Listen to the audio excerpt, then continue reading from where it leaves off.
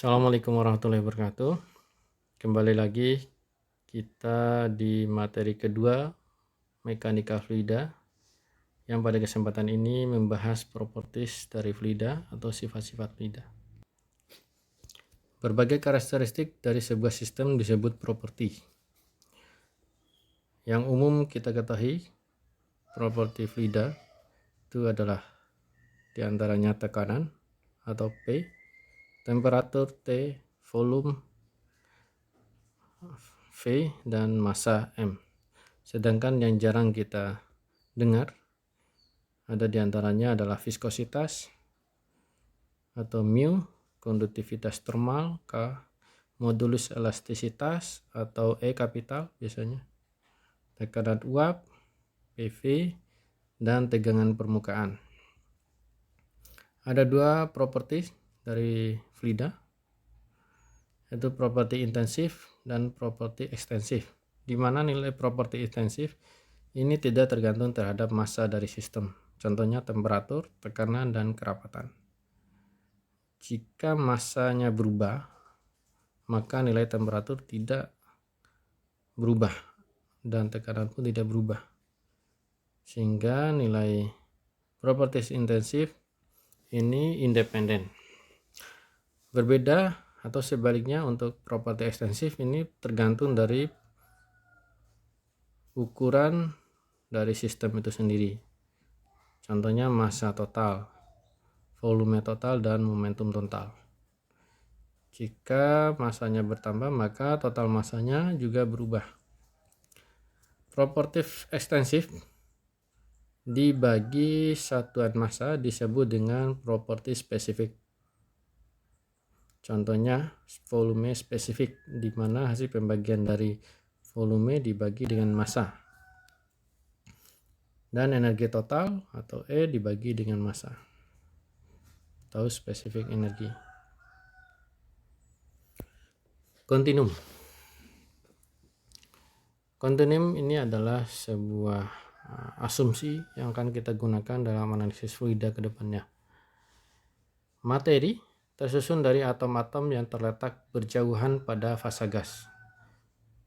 Jadi pada fasa gas atau kondisi gas, maka atom-atom dari materi ini terletak berjauhan, sehingga terdapat daerah kosong di antara molekul atau atom tersebut.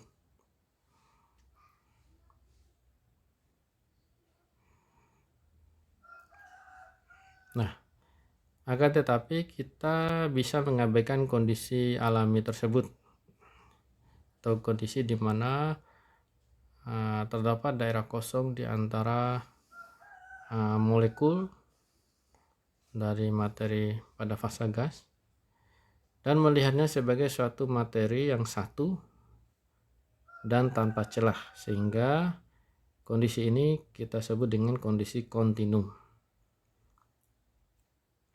Asumsi ini memungkinkan bahwa nilai properti, nilai sifat fluida tidak berubah secara tiba-tiba. Contohnya temperatur pada suatu atom atau molekul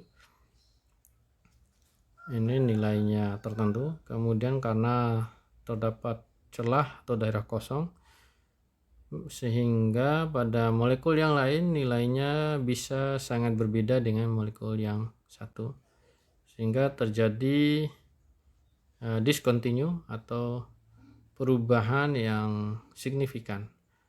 Nah, jika ini kita abaikan, maka di antara molekul atau atom itu tidak terdapat perubahan yang tiba-tiba.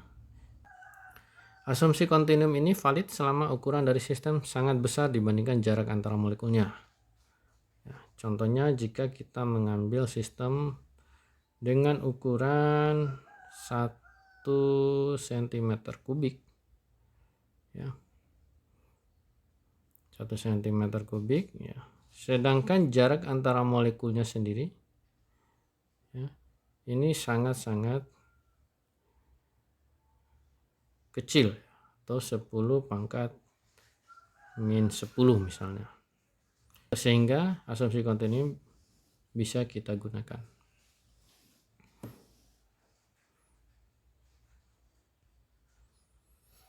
Kerapatan dan spesifik gravity atau gravitasi spesifik. Kerapatan didefinisikan sebagai massa per satuan volume atau dilambangkan dengan rho. Satuan kerapatan adalah kilogram per meter kubik dalam satuan SI, atau dalam British itu slag per feet pangkat 3 atau feet kubik. Volume spesifik didefinisikan sebagai volume dibagi dengan massa atau 1 per rho, kebalikan dari kerapatan. Untuk gas, nilai kerapatan tergantung dari temperatur dan tekanan. Gravitasi spesifik atau specific gravity itu dikenal dengan kerapatan relatif, ya, nama lainnya,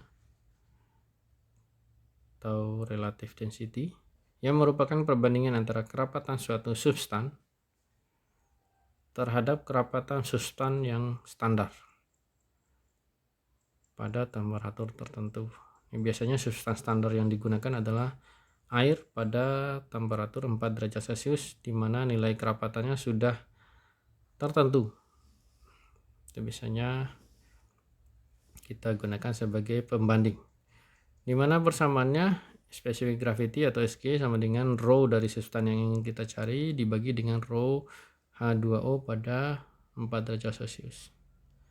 Berat spesifik didefinisikan sebagai berat per satuan volume atau gamma S. Ini specific weight itu adalah berat dibagi volume, atau dengan kata lain, berat sendiri ini adalah massa dikali gravitasi, M kali G, ya, dibagikan dengan volume, sehingga M kali G per V itu, dimana M per V nya adalah rho, maka berat spesifik adalah rho kali G. Ini bukan R, ya, ini salah tulis, ini adalah rho kali G. Kerapatan gas ideal.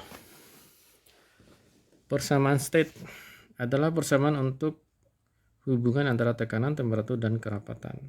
Bentuk paling sederhana dari persamaan state adalah persamaan gas ideal, di mana persamaannya itu adalah PV sama dengan RT atau P sama dengan rho RT. Ini persamaan gas ideal, di mana P adalah tekanan, R ini adalah ketetapan gas ideal, T adalah temperatur, V dan rho itu adalah masing-masing volume dan kerapatan. Persamaan ini berlaku untuk hampir semua gas, karena hampir semua gas kita anggap sebagai atau kita asumsikan sebagai gas ideal. Namun untuk uap air ataupun embun, ya, di mana fasa mendekati menguap atau mengembun, itu tidak bisa kita anggap sebagai gas ideal, karena pada kondisi ini disebut kondisi saturation, sehingga persamaan ini tidak berlaku. Pentingnya kita mempelajari tekanan uap. Tekanan uap adalah tekanan dari uap dari suatu fluida pada fase setimbang dengan cairan pada temperatur tertentu, atau pada fase equilibrium dengan cairannya pada temperatur tertentu. Contohnya, misalnya air diletakkan dalam ruangan, kemudian dia akan menguap menyesuaikan kondisi ruangan. Tekanan dari uap yang menguap tadi menguap sampai di titik equilibrium atau setimbang, jadi dia tidak menguap lagi dan tidak kembali mencair. Pada kondisi setimbang itu, tekanan dari uap dari air tadi itu disebut dengan tekanan uap. Jika nilai tekanan dari fluida lebih rendah dari tekanan uapnya, maka cairan akan menguap dan menghasilkan kavitasi. Artinya, jika tekanan fluida ini lebih rendah daripada tekanan uapnya, maka cairan akan menguap dan menghasilkan kavitasi atau gelembung. Gelembung ini akan pecah jika tekanannya naik melebihi tekanan uap. Artinya, jika nilai tekanan fluida di atas tekanan uapnya tadi, maka gelembung yang terbentuk tadi akan pecah. Pecahnya gelembung ini merupakan fenomena yang wajib dihindari karena bersifat merusak. Ya. Karena gelembung ini memiliki kandungan energi, di mana ketika pecah menghasilkan tekanan yang cukup besar jika bersamaan dengan ratusan gelembung yang muncul itu. Kavitasi merupakan gangguan yang menyebabkan getaran struktur. Contoh kavitasi yang terbentuk ini pada gambar di atas, yang atas ini muncul kavitasi dari bagian ujung propeller dari sebuah wahana air ya. Nah, ini muncul kavitasi disebabkan karena tekanan yang dihasilkan itu lebih rendah daripada tekanan uapnya, sehingga muncul gelembung. Nah, ketika daerah jauh dari propeller ini, gelembungnya mulai pecah. Nah, mulai pecahnya ini dikarenakan tekanannya naik melebihi tekanan uapnya. Nah, contoh efeknya pada gambar yang bawah ini dilakukan eksperimen, diletakkan balok aluminium di daerah pecahnya gelembung, sehingga terlihat efeknya bahwa struktur dari balok aluminium ini rusak karena adanya fenomena itu. Oleh karena itu perlu dihindari. Hal ini juga bisa menyebabkan propeller itu sendiri patah. Atau dalam istilah strukturnya itu adalah kegagalan struktur ya, fatigue, karena adanya gangguan atau beban yang terus-menerus.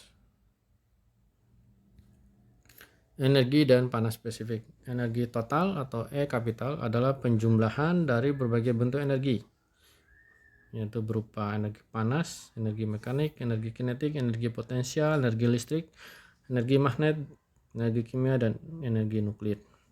Satuan energi dalam SI adalah joule, atau dalam satuan British itu British Thermal Unit atau BTU. Energi dibagi dua, energi mikroskopik. Energi mikroskopik dibagi dua lagi, ada internal energi dan ada entalpi. Internal energi adalah energi mikro karena aktivitas molekul pada fluida diam. Entalpi adalah energi mikro pada fluida yang bergerak, di mana nilai PV adalah flow energi. Flow energi adalah energi yang dibutuhkan fluida untuk tetap bergerak ketika bergerak ataupun berhenti ketika bergerak. Sedangkan energi makroskopik. Energi makroskopik itu adalah contohnya energi kinetik, energi potensial, dan yang lain-lainnya. Jika diasumsikan tidak terdapat energi listrik, magnet, kimia, dan nuklir, maka total energi hanya penjumlahan dari energi mikroskopik dan energi makroskopik yang berupa kinetik dan potensialnya.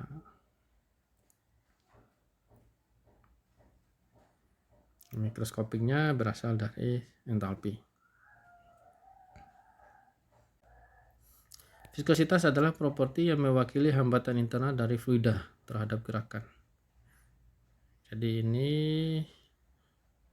yang menjadi alasan munculnya gaya hambat atau drag.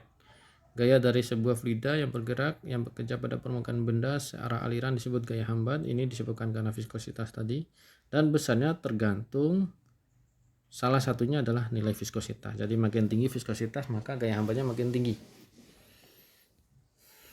Tegangan permukaan. Pada gambar di samping merupakan ilustrasi dari fluida cair, di mana fluida yang memiliki tegangan permukaan itu hanya fluida cair. Pada ilustrasi tersebut, tetes cairan ini bersikap seperti balon kecil yang diisi cairan, artinya seperti balon yang diisi air. Dan permukaan cairan, ya, permukaan balon tadi seperti lapisan elastis yang melar karena tegangan. Ya, jadi seperti balon yang ketarik, sehingga muncul suatu tegangan. Muncul suatu tegangan itu disebut tegangan permukaan. Gaya tarik per satuan panjang yang menyebabkan munculnya tegangan, di mana gaya tarik ini disebabkan gaya atraktif dari molekul atau gaya tarik-menarik antar molekul disebut dengan tegangan permukaan. Jadi tegangan yang muncul akibat gaya tarik ini persatuan panjang disebut tegangan permukaan. Nah, fenomena munculnya tegangan permukaan ini dimulai dengan adanya gaya tarik-menarik antar molekul pada permukaan molekul di permukaan dan di dalamnya ya. Jadi misalnya ada dua molekul di bagian permukaan dan di bagian dalam. Di bagian dalam gaya tarik menariknya simetri, jadi segala arah karena semua terisi oleh molekul, sehingga gaya tarik antar molekulnya ke segala arah. Sedangkan pada bagian permukaan gaya tarik menarik antar molekulnya tidak simetri karena di bagian permukaannya tarikan molekul air dengan udara di atasnya ini lebih kecil dibandingkan tarikan antara molekul air dengan molekul air. Nah, ini bisa Anda